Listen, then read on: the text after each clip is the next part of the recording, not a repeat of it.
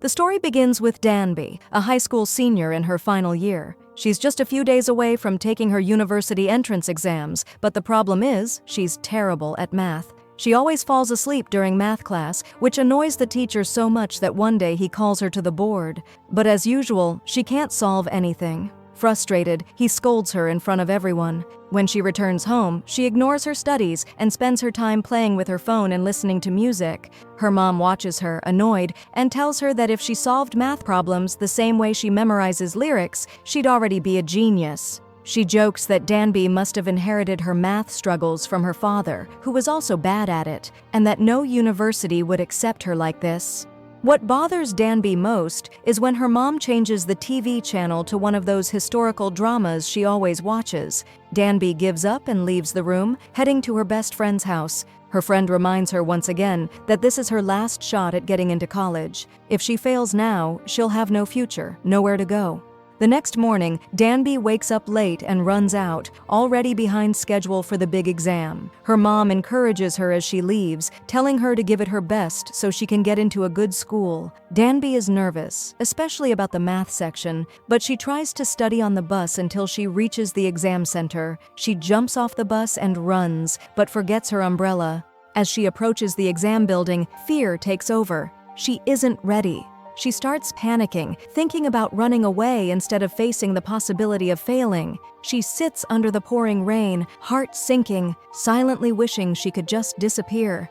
There's a shallow puddle in front of her formed by the rain. She steps closer to it, and suddenly, something strange happens. She notices a group of people dressed in unusual clothes, all gathered and praying for rain. They say it hasn't rained in 3 years, and people are dying from the drought. Suddenly, Danby finds herself falling into the puddle and begins to drown. But instead of dying, she re-emerges in the same spot, but somehow in a different world.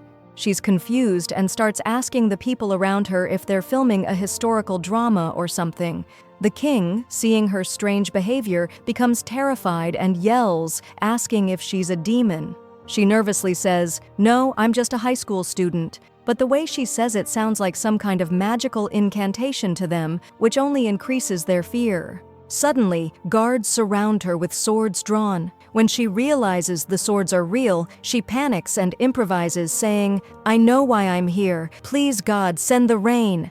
The people repeat her words like a prayer, but the moment they all lift their heads again, she's vanished. She had already run off and kept going until she reached a place filled with ceremonial clothes. She disguises herself as one of the temple priests and sneaks into a gathering with the king. During the meeting, the king suddenly announces that they must stop relying on superstitions and instead study science and mathematics to solve the problems in their kingdom. But the chief priest objects, saying this is dangerous nonsense, that math is just another superstition and it's impossible to understand nature through equations. He claims the real reason for the drought is that the heavens are angry with the king, and that the only way to bring rain is for the king to perform a sacred ritual with the queen. Danby secretly slips out of the meeting and goes to look for her phone, but she gets caught again. While she waits for the king to arrive, she starts thinking maybe she can escape once it finally rains. But the king shocks her by saying that it hasn't rained in 3 years, and honestly, he doesn't like her. He declares that she should be executed immediately. She panics and begs, "Please wait! I'm just a student from the future, and I came here by accident." She tries to convince him that she knows a lot about history, and when that doesn't work, she quickly adds that she's also brilliant at math. Intrigued, the king postpones the execution and tells her to prove it. He gives her a Pythagorean theorem problem to solve. At first, she's confused and says she can't even understand what's written, but when she realizes it's the Pythagorean theorem, she solves it quickly. The king is amazed. He says his own scholars usually take 3 days to solve such a problem. From that moment on, everyone starts treating Danby as Gosam, a male scholar. The king gives her a mission: teach math to the people. If she succeeds, he'll let her return home. But he's the first student, and she's shocked to discover he doesn't even know how to count. She patiently begins teaching him from the very basics: numbers, addition, and subtraction, all the way up to multiplication. Eventually, they prepare for a math contest against a rival city musician. If Danby loses, she'll be punished. She boldly challenges the king and even hits him in frustration when he gets things wrong. The guards rush in, ready to kill her for touching the king, but he stops them and laughs it off. They hide all the math papers whenever the queen visits, pretending to be practicing music instead. One day, the king notices Danby is starving and invites her to eat with him, but she doesn't like the food and takes him to the kitchen. Using ingredients from her bag, she makes him some delicious instant noodles. He loves them, even though they're spicy. When she offers him water, he refuses, saying he likes the heat. The next morning, the entire palace hears him screaming. When Danby checks on him, she sees he's put a protective talisman on his ear, thinking she cursed him. She rolls her eyes and says, "Look, superstar, it was just noodles, not black magic." There was no magic or spell. It was just the chili hitting his stomach too hard.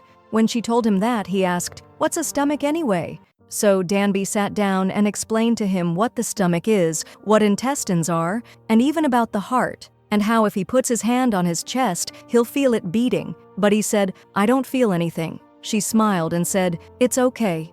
One day, when you're with someone you love, you'll feel it on your own." He was amazed at how much knowledge she had. He started seeing her as a brilliant scholar, so he asked her to teach all the royal scholars of Joseon, not just math, but everything from science to agriculture. That night, he offered her a tangerine, and she casually said, "Thanks," without ceremony, but he got very upset. "You're a Joseon wanderer. You should have saved that fruit for 3 days at least. You don't appreciate blessings." She laughed and said, "It's just a tangerine. Don't be so dramatic." Later, the two of them went out to play ball in the palace courtyard, and she got him to run for the first time in years.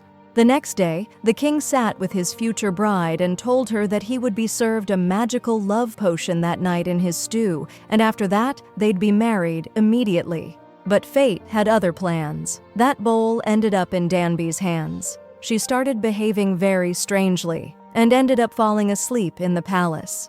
When she woke up, she kept apologizing to the king, but he simply told her, "Nothing happened, Gosum. Forget it."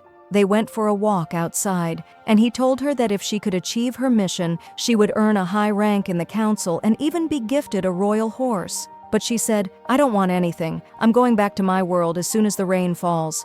The king replied, "Then from now on, don't treat me like a king. We're equals, man to man."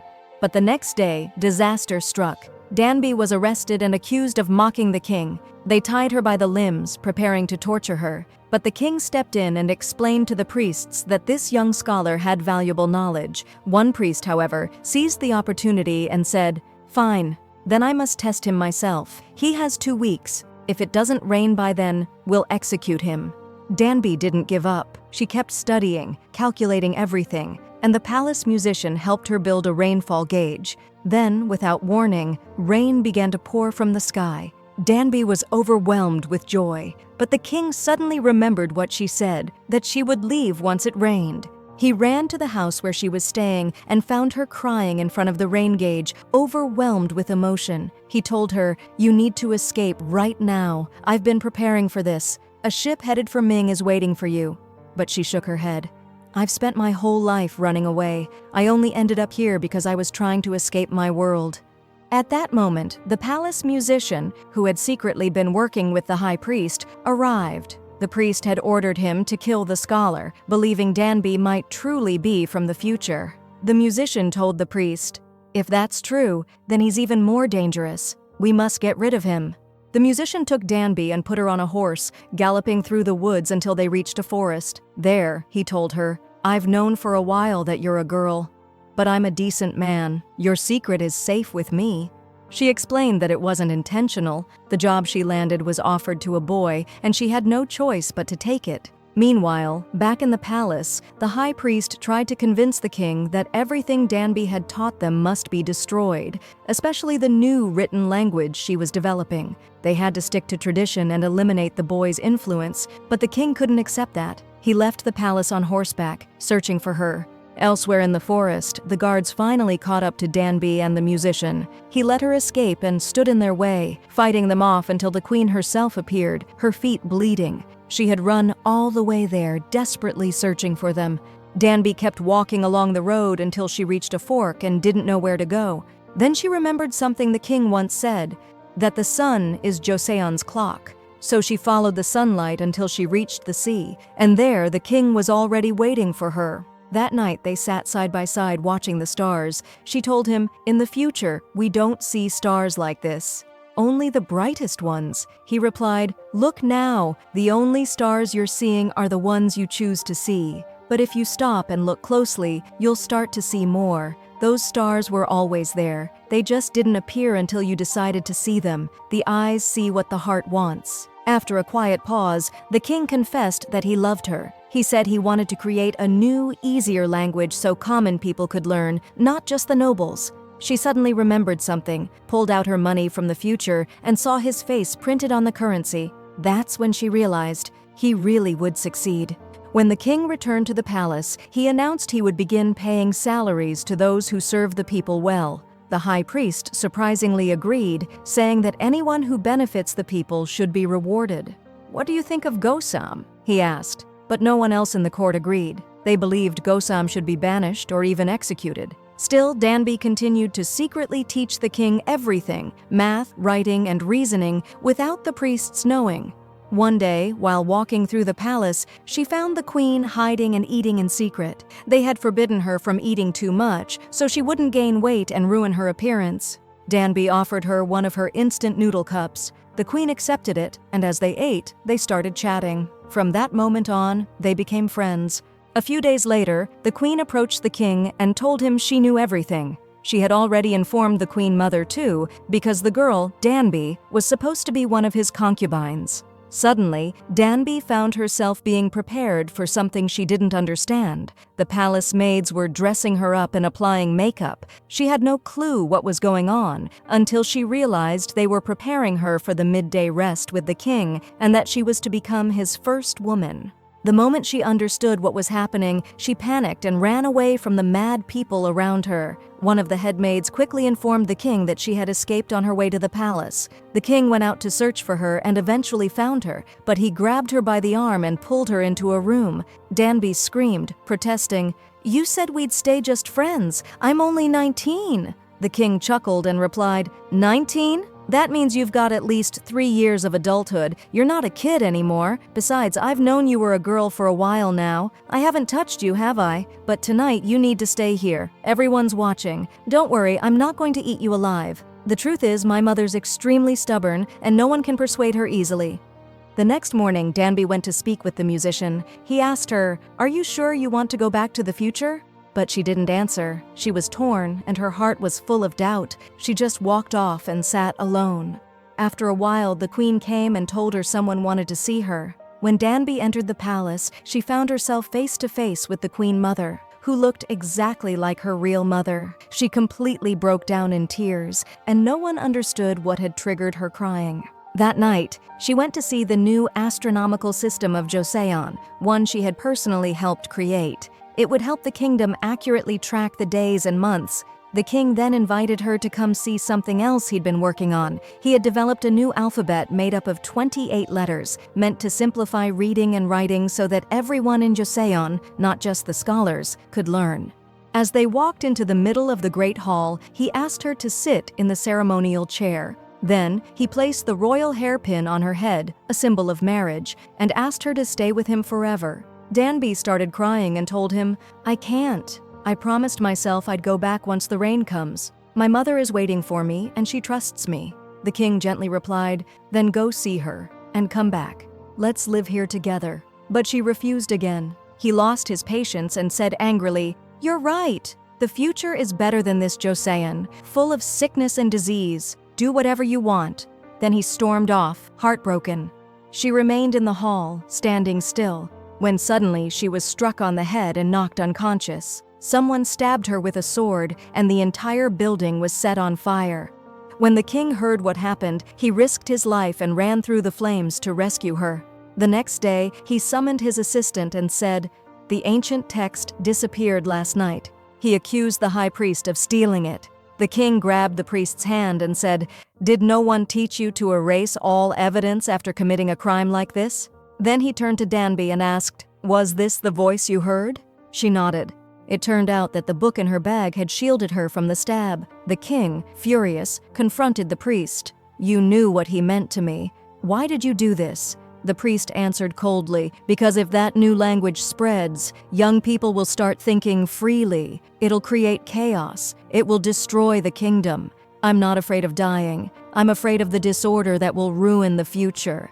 The king replied, "Even if you try to stop it, I will build this system of writing for the people. I want to be someone who makes their dreams possible. Why should we fear a future we won't even live to see, a world we know nothing about?" But the priest wasn't moved. He fell to his knees and said, "Please, execute me and end this." Soon the sky turned gray and rain began to fall, just lightly at first. Danby went around the palace, saying goodbye to her friends one last time before leaving. The king asked if he could walk with her to the farthest point. They walked side by side until they reached the seashore. There, Danby stepped into the same pond she had once fallen into and allowed herself to sink again, just like before.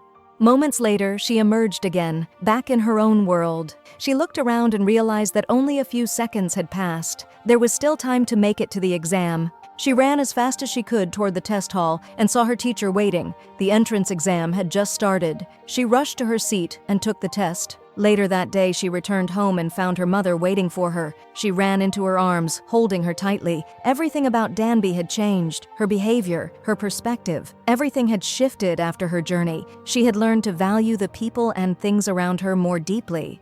Months passed. One day, as she walked out of school, the sky opened up and rain began to fall again. Suddenly, someone placed an umbrella over her head. She looked up and saw a face strikingly familiar. He looked exactly like the king of Joseon, but he simply smiled and said, "We met a long time ago, on the bus. You dropped your umbrella." And that's where the story ends. If you've made it to the end, let us know what you thought in the comments, and tell us what you'd like us to summarize in the next video.